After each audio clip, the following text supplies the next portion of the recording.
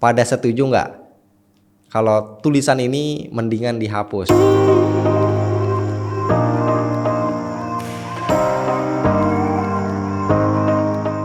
Bismillah, alhamdulillah kita ketemu lagi bareng gua Romi. Ada yang kuning-kuning di atas meja. Ini adalah Poco C85 handphone entry level yang paling baru yang dijual resmi di Indonesia dari Poco. Ini kardusnya ngomong-ngomong polosan aja nih ya. Biasanya kalau handphone entry level yang harganya 1 jutaan, 2 juta itu biasanya suka ada gambar handphonenya. Nah yang ini Poco nggak ada, jadi cuman tipenya aja. Di belakang kita bisa lihat ini udah dibuat di Indonesia, diproduksi oleh Nusa Persada. Terus versinya warna hitam dengan kapasitas 8256 GB.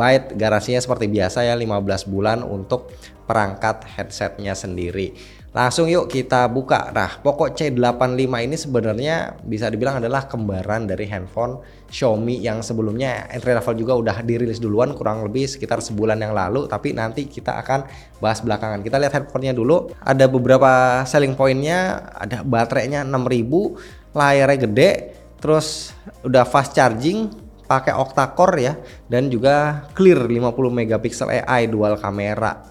Oke ya, kalau gua sih sebenarnya dengan kata-kata ini ya, menurut gua kata-kata marketing lah, nggak terlalu nggak terlalu wah gitu ya, karena biasanya tidak terlalu terbukti, tapi ya kita lihat nanti. Nah ini wujud dari handphonenya berwarna hitam lah, cuman ada ini ya, kita lihat ya, ada tulisannya di sini Poco C85, di sini juga ada logo Poco.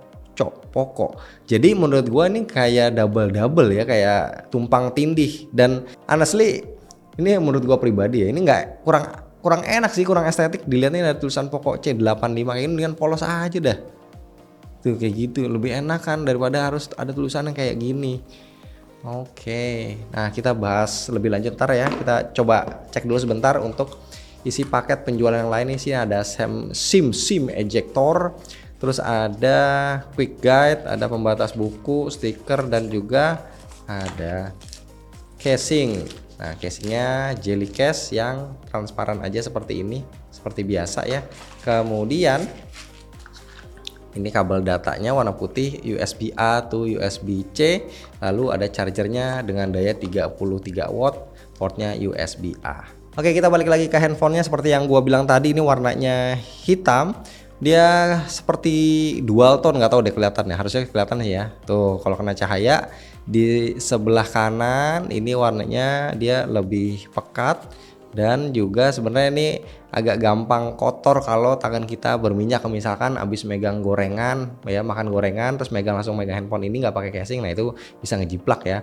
Kalau dibilang tebel sih ini nggak terlalu tebel ya, standar ya, kalau nggak salah di 7,9 mm, jadi masih termasuk normal, masih termasuk wajar banget, apalagi mengingat baterainya ini 6000 mAh. Kita body tour ya, di sebelah atas ini tumbenan nih kosong polos, kagak ada apa-apaan.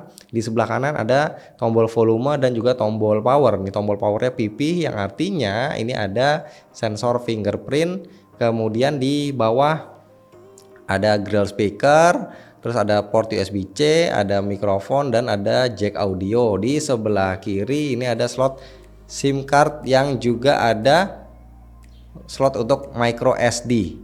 Balik lagi ke belakang, jangan lupa nih ya, kita copotin stikernya. Gue masih sering banget ngelihat orang pakai handphone stikernya nggak dicopot. Mungkin ya nih karena ada tulisan kayak gini nih, untuk melindungi hak-hak konsumen harap jaga keutuhan label ini. Oke, jadi kita jaga tetap, cuman jangan berarti ini tetap ditempelin gitu. Ini stiker kita jaganya dengan cara kita tempel di dalam boxnya, kita simpan di situ, jangan di belakang handphonenya. Kenapa? Karena berkali-kali gue bilang nih, nggak ada bosannya gue omongin ya, itu bisa bikin handphone belang. Coba deh kalian pakai nanti 6 bulan, di atas 6 bulan pas dibuka, apalagi nih handphone udah kena sinar matahari, bagian yang ketutup stikernya itu masih polos, masih terang, maksudnya masih kinclong, yang lainnya tuh udah berubah warna kayak gitu.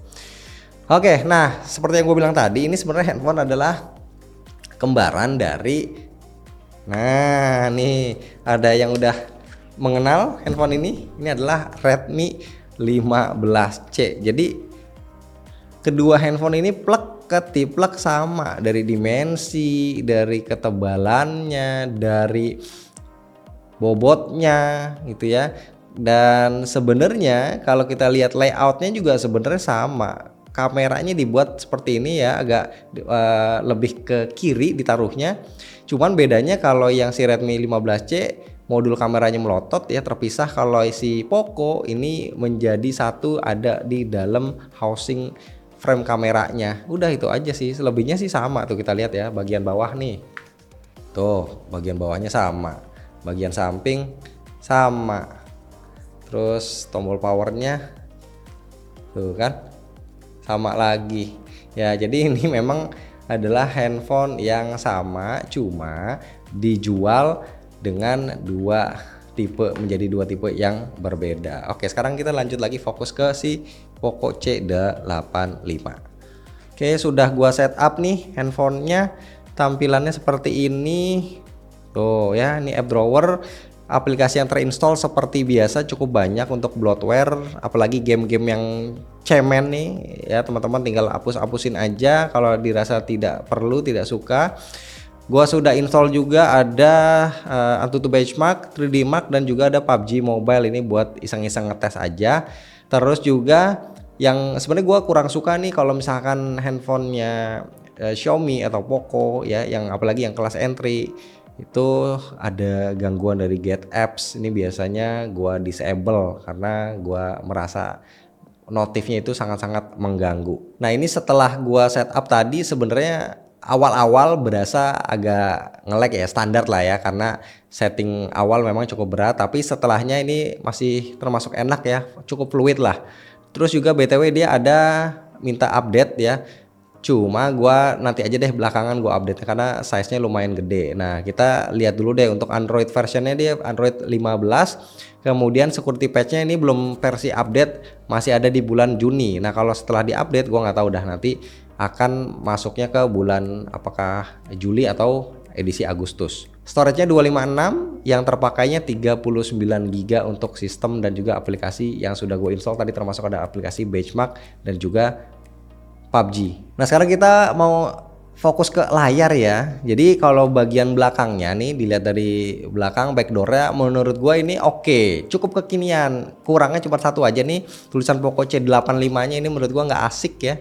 Dengan font yang seperti ini juga aduh nggak cocok lah gitu. Kalau bisa sih nggak usah ada ini tulisannya sebenarnya. Nah, kalau bagian depan ini terlihat cukup klasik ya, cukup jadul karena bagian bawah bezelnya ini tebel, bagian atas water drop ya, poninya tuh masih model zaman dulu banget seperti ini. Jadi ya ketika ngelihat dari depan ya udah pasti tahu dah orang ini handphone harganya nggak mungkin nyampe 2 juta, pasti cuman sejutaan aja karena melihat desainnya seperti ini. Tapi ngomong-ngomong layarnya gede, dimensinya 6,9 inci, brightnessnya ada di 600-an nits, dan refresh rate-nya katanya ini udah 120 Hz. Yuk kita coba lihat. Nah, di sini screen brightness-nya nggak full ya, gue coba fullin aja karena cuma 600 nits aja, dan lampu pencahayaan di studio ini cukup terang, jadi takutnya ini kalah ya tingkat kecerahannya. Tuh kayak gini kan auto brightness-nya. Sebenarnya kalau buat mata sih enak, tapi kalau di layar takutnya kurang terang, kita polin aja, kita mentokin. Dan dia juga ada sunlight mode-nya nih ya,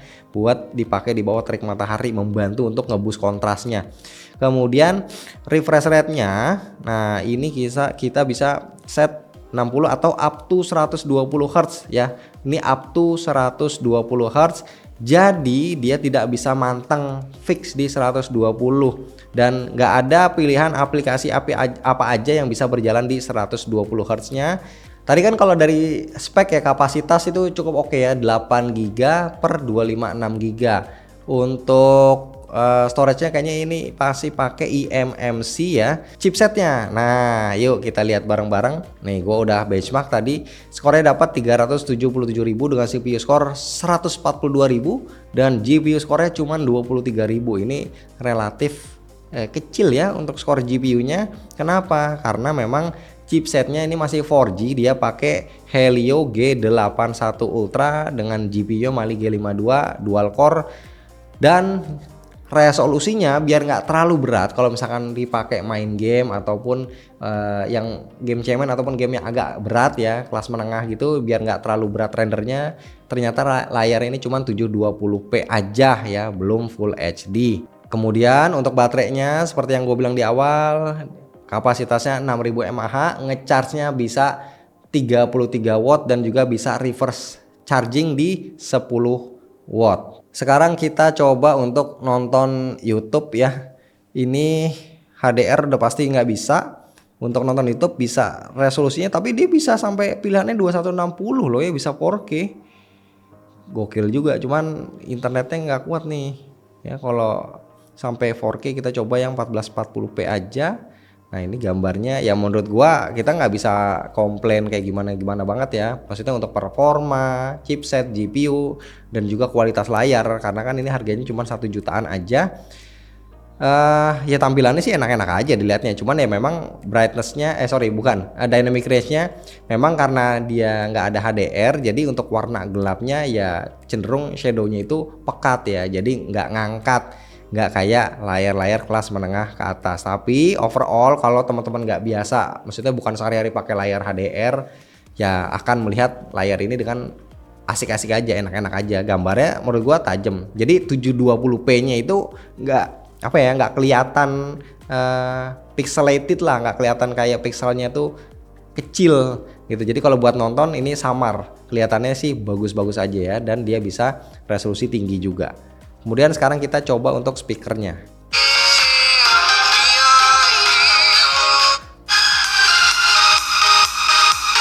Oke, volume mentoknya itu tadi tulisannya itu ya 200%, ya cukup lantang sih, cuman memang detailnya sih bisa dibilang kurang lah, bassnya juga nggak berasa, dan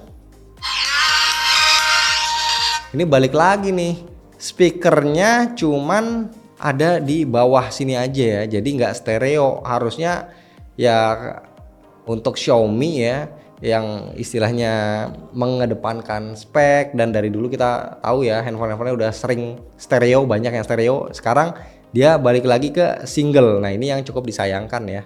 Oh ya kelupaan, gua pengen ngetes untuk circle to search-nya nih bisa atau enggak ya. Kita coba tekan tombol, bukan tombol ya, kita navigasi bar yang bawah.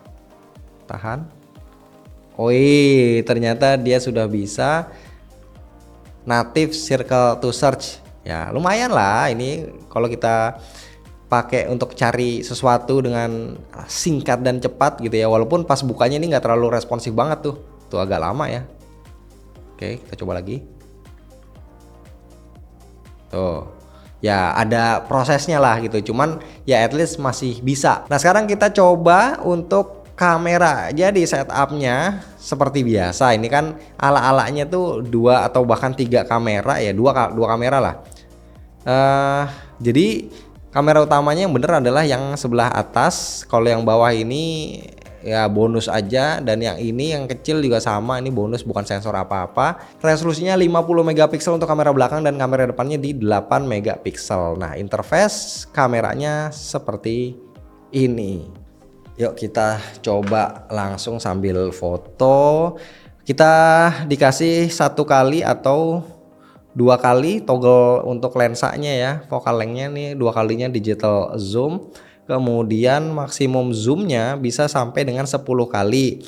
Kemudian ada mode portrait. Portraitnya nggak bisa ganti focal length, jadi cuma 1 kali lensa, pilihan lensanya, tapi tingkat blurnya, aperturnya bisa diubah dari 1 sampai 16. Kemudian ada mode night. Nah night juga sama, bisa 1 kali atau 2 kali.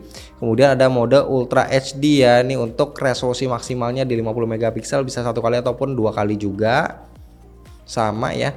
Terus di sini ada menu lain, bisa ganti aspek rasio, timer, watermark bisa dinyalain ya. Watermarknya keren juga nih, udah ala kayak Leica ya. Nanti kita coba foto. Shutter lag-nya apakah cepat? Ya gue sih nggak expect cepet-cepet banget ya. Masih oke lah ya. Hasil fotonya ya untuk handphone 1 jutaan jangan berharap yang kayak gimana-gimana banget ya, tapi kalau yang gue lihat di sini ini cukup detail tuh. Oke lah, ini akan memenuhi ekspektasi kita sebagai penggunanya. Kalau menurut gua, kecuali kalau kita foto di tempat gelap ya itu jangan berekspektasi lebih. Tapi kalau kondisi cahaya oke, handphone 1 jutaan zaman sekarang juga menurut gua hasilnya udah ya memenuhi harapan dari penggunanya.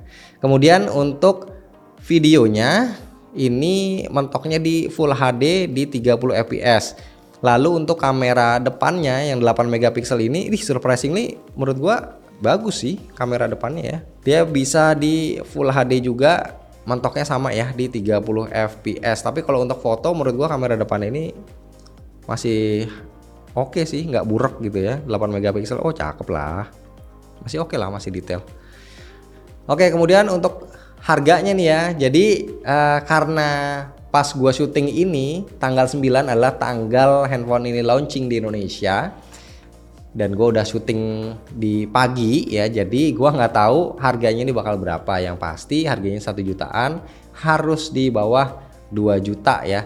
Nah, teman-teman bisa dapat opsi handphone yang layarnya gede, baterainya gede, 6000 mAh, ngecasnya juga nggak lemot ya di 33 watt. Desain bagian belakangnya juga menurut gua cukup oke ya, walaupun agak mengganggu ada tulisannya Poco C85, ini jauh lebih baik. Gue yakin ya, coba teman-teman komen di bawah ya, pada setuju nggak kalau tulisan ini mendingan dihapus, coba ya kalau teman-teman pendapatnya gimana. Nah nanti kalau sudah ada link yang jual, gue akan update di deskripsi, jadi teman-teman bisa langsung intip harganya berapa. Terima kasih.